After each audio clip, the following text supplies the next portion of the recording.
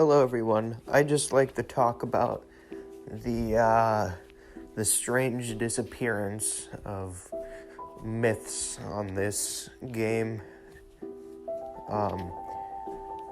You probably like, well, there's still myths and they're still relevant, but you can't really go on someone's channel and find myths anymore. It's been a long time since anybody has came across any myths or myth games, which is kind of depressing. I feel like the peak years of myths were like in between 2017 and 2020, I would say, because that's when there was a lot of videos of people exploring myth games and myths and all this stuff. And I'm not saying that myths are bad by saying that I think they're dying. And by dying, I mean like they're not really relevant anymore, even though myths are very, very interesting. And I love to watch people explore these very mysterious, people on Roblox. And people come up with all these theories about, these strange accounts that we call myths. Or in other words, creepypastas, but still, it's just kind of sad to see, myths just disappear from the community for a long time. There hasn't been much myths. I mean, there's been the Smiles family, but that was like 5 months ago or something, since they last were, explored by famous people, because that was the end of their story. That was the end of them. But there hasn't really been an ending to other myths that people have explored. And I have a feeling maybe those myths are just, I don't know, maybe they're depressed, or they don't know where they're going in real life, or maybe they just they feel like their life is, I don't know, maybe they're dedicated to, make these games, but at the same time they're really tired and they don't want to, if you know what I mean. That's what I'm talking about. It's when you have enough dedication, but when you force yourself to do it and you don't have enough energy to do it, you can't.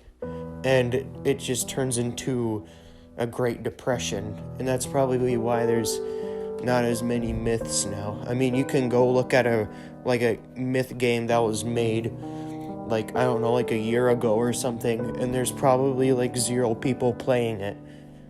And that's why I think myths are dying.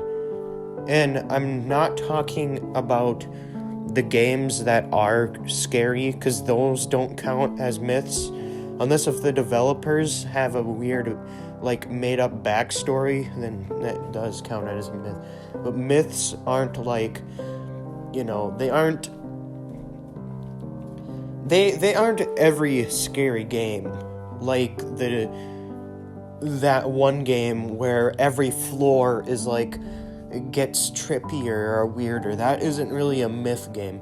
It's just a scary game. Another one of those games that's, scary, and you explore and you find all these hidden gems, these paintings on the wall of somebody put it there, I don't know, a month ago or something, where you find something really old, if you know what I mean. And that's why I think I like those games, but I really do miss myths. Unfortunately, I wasn't there at those peak years.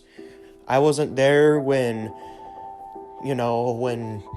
Chuck Lloyd was one of the biggest myths. I wasn't really there when Chuck Lloyd was, he was at his peak years when everybody was like, oh my gosh, this and that, and everybody was like trying to theorize about him. He was a very popular myth, is what I'm trying to say. I wasn't there when... It's hard to explain.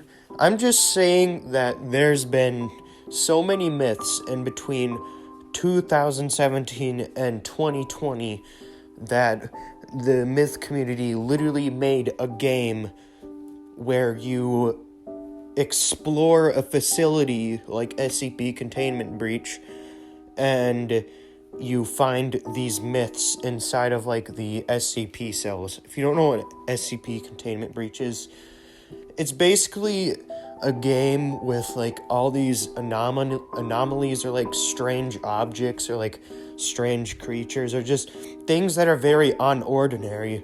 And basically there's this like secret government organization that's trying to keep all these like strange things away from like reality or like the real world. And in SCP Containment Breach, what happens is that you're in this facility or one of the facilities where they keep all these strange things, and you're a Class D, and you basically, you just walk, you have to escape because there's been a containment breach and one of the SCPs escaped, causing multiple other like dangerous SCPs to escape as well out of their containment cell. And just like every other, facility game, it is extremely similar, where you go get like a key card or something and you unlock like this monster's room. You get it by this point. So yeah, the original idea was from SCP Containment Breach. Anyways, I got a little sidetracked there. But, I'd really like to see them come back. If there's any myths listening right now, I really would love to see you, make a game or make up this story or just do something that like gets a lot of people going, like a lot of people like excited and stuff for like what's the next big thing, or you know what I mean, like people like just gather a bunch of theorists that want to figure out about this story that you created, if that makes sense.